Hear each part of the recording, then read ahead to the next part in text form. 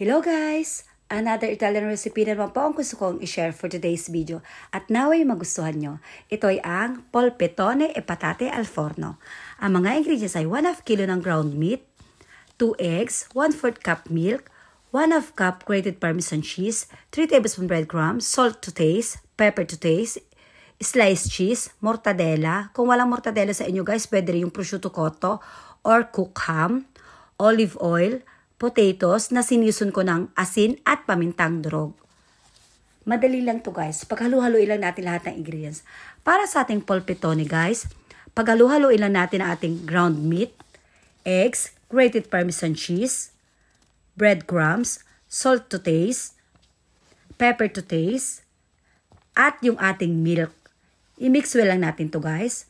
At pag na-mix well na natin guys, lahat ng ating ingredients, pwede na natin i-flatten sa ating aluminum foil na may cooking oil para maiwasan natin dumikit ang ating ground meat.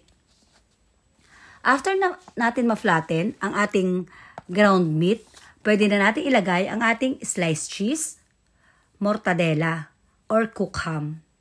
Then, enroll lang natin para magsara. Ganito lang guys ang pag-roll para magsara ang ating ground meat. Diba guys, sa cooking oil hindi siya dumikit. Then, after natin ma-roll at maisara ang ating polpettone, pwede na natin ilagay sa ating baking pan. Ilagay na rin natin guys yung ating mga potatoes na sinison natin ng salt at pepper. Lagyan ng olive oil at i-bake na natin sa 190 degrees centigrade sa loob ng 1 oras or until malutong ating mga potatoes. Then, pagluto na guys ang ating potatoes, wala. Ready na ang ating polpettone e patate al forno. Madali lang, di ba guys? Try nyo na at matikman yung sariling version.